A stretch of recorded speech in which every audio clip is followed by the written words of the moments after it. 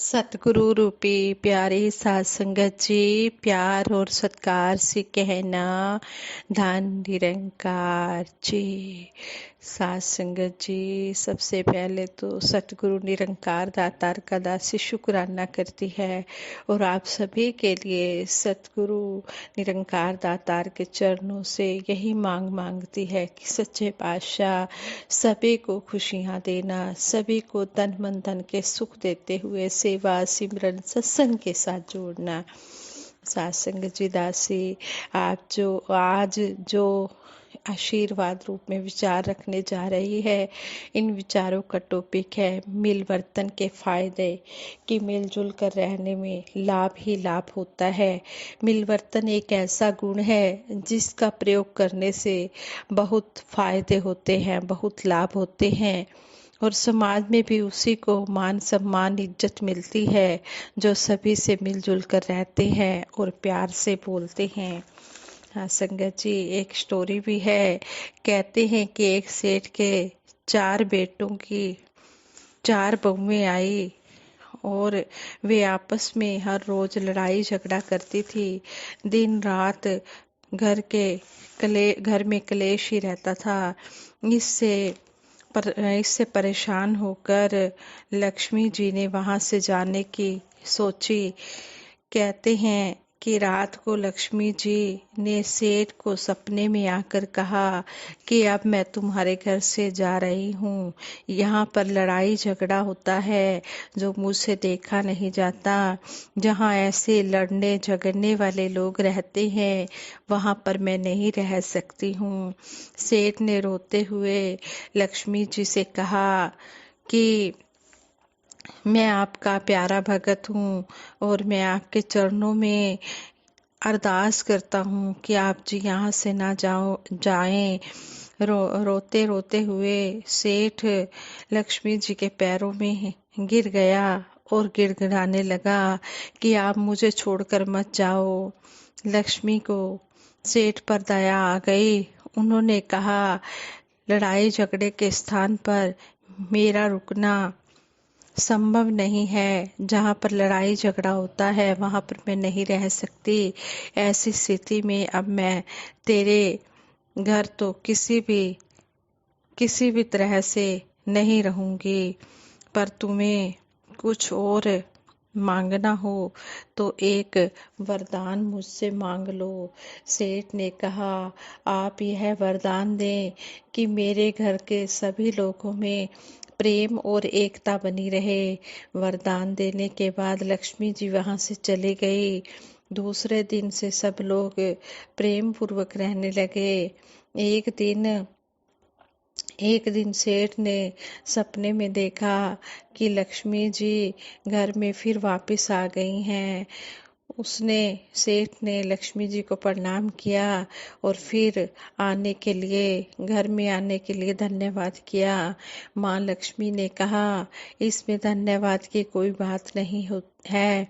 जहाँ एकता होती है वहाँ तो मैं बिना बुलाए ही पहुँच जाती हूँ।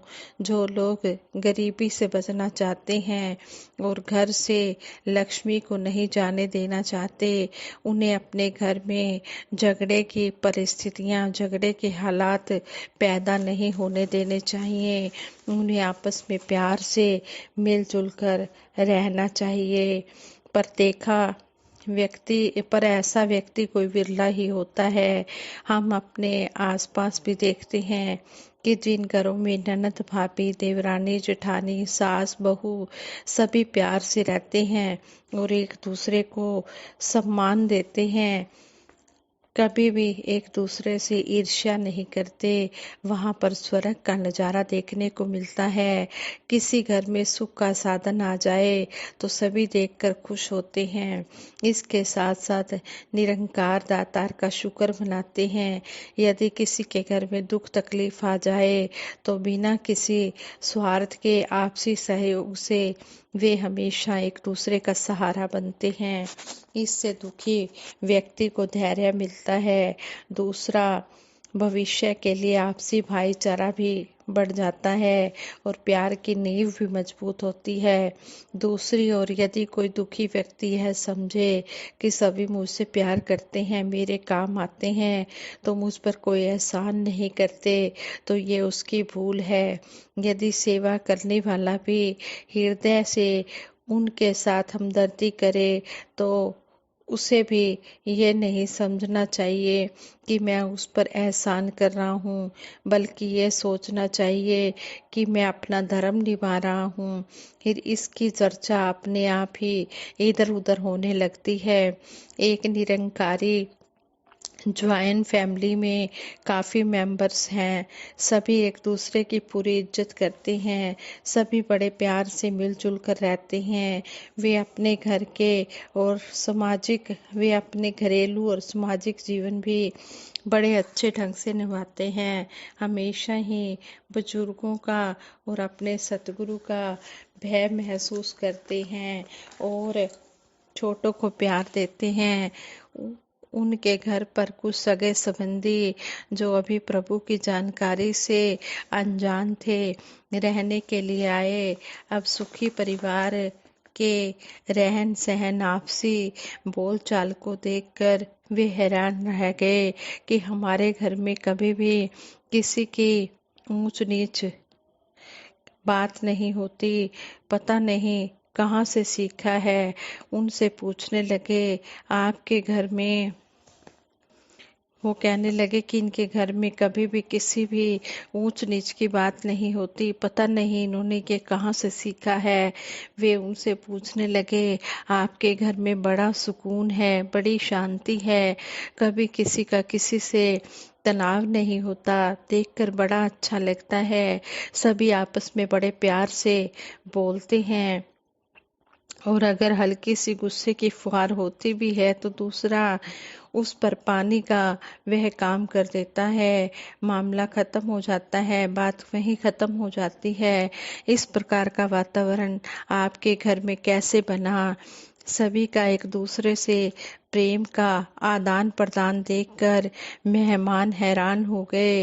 यद्यपि घर में सुख के साधन भी नहीं थे और ना ही धन, फिर भी इतनी सुख शांति।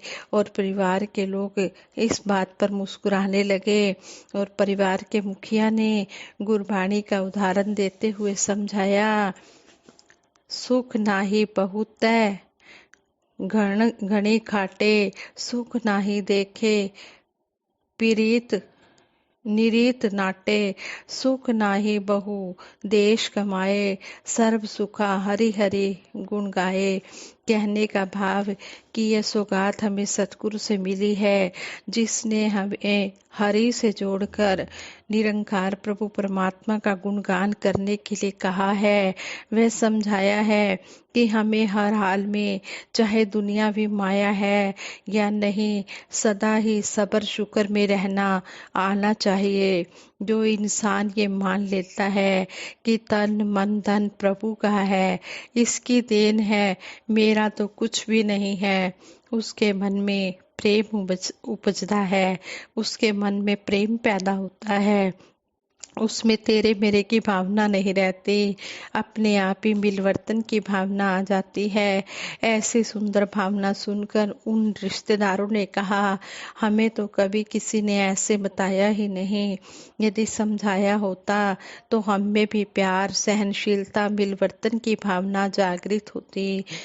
कृपया करके हमारा भी उद्धार करें, हमें भी ऐसे सतगुरु से जोड़ें ताकि हम भी उनकी नज़र में ऐसे वातावरण में जी सकें। महापुरुष उन्हें सत्संग में ले गए। वहां जाकर जो नज़ारा उन्होंने देखा, वे हैरान रह गए। जिस तरह से सभी महापुरुष एक दूसरे के चरणों को छूकर गले मिलते, उम्र में छोटे के होने के बावजूद भी बड़े उनके चरण स्पर्श करते और छोटे बड़ों के चरण स्पर्श करते। लंगर लेते समय भी उन्होंने देखा कि पहले सामने वाले को भोग लगाते, फिर स्वयं खाते। सभी कुछ देखकर ये बहुत ही खुश हुए उसी समय सतगुरु से प्रार्थना की कि अब हम भी अभी से नई जिंदगी की शुरुआत करेंगे।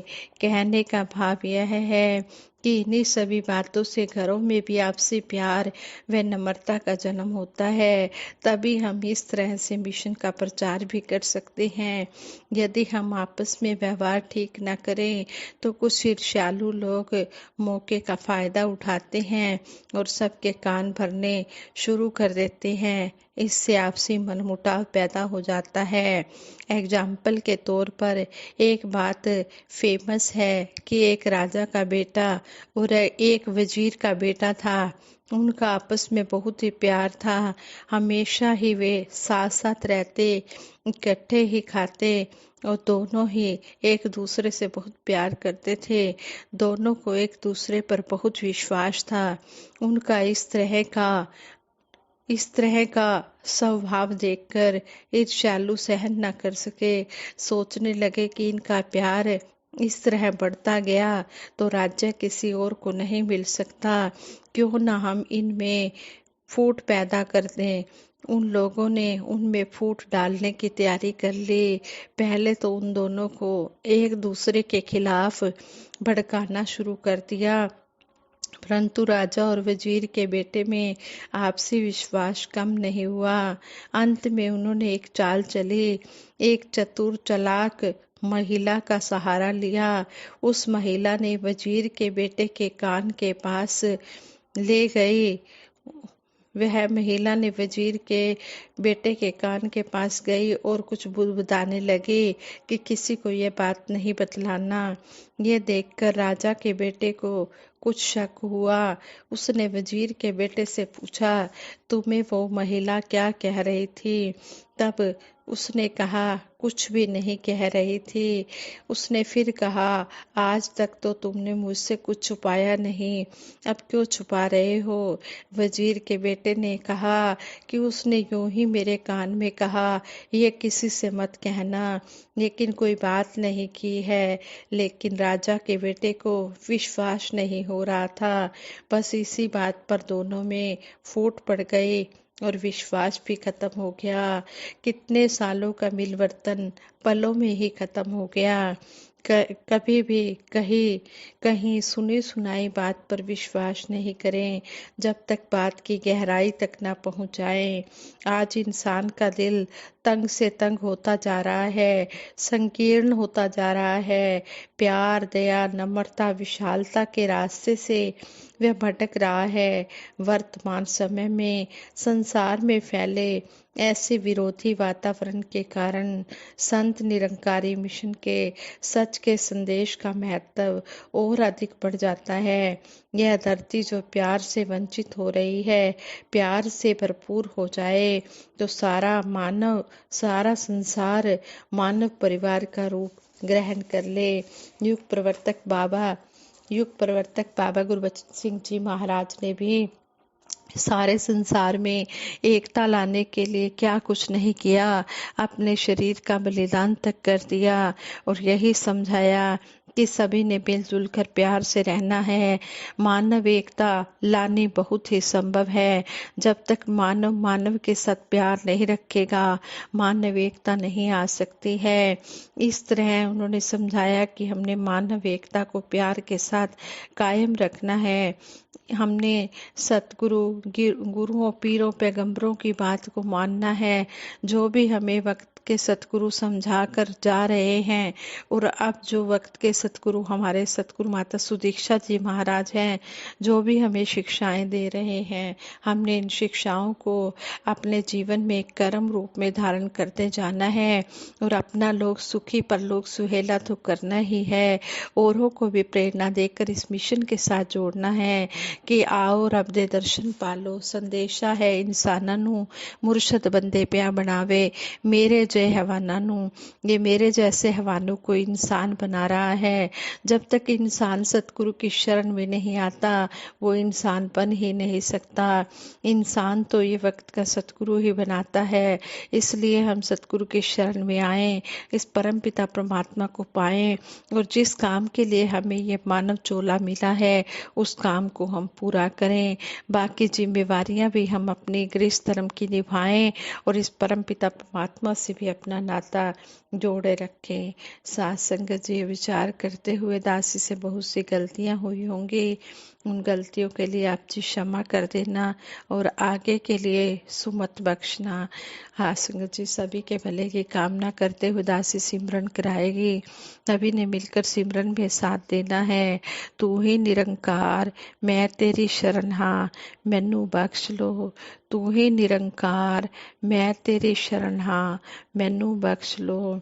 तू ही निरंकार मैं तेरी शरण हाँ मैनू बख्श लो। तू ही निरंकार मैं तेरी शरण हाँ मैनू बख्श लो। बोलिए सतगुरु माता सुदीक्षा सविंदर हरदेव जी महाराज की जय। निरंकारी राजमाता गुरु वचन अवतार की जय। आज संगत जी प्रेम से कहना धन निरंकार जी।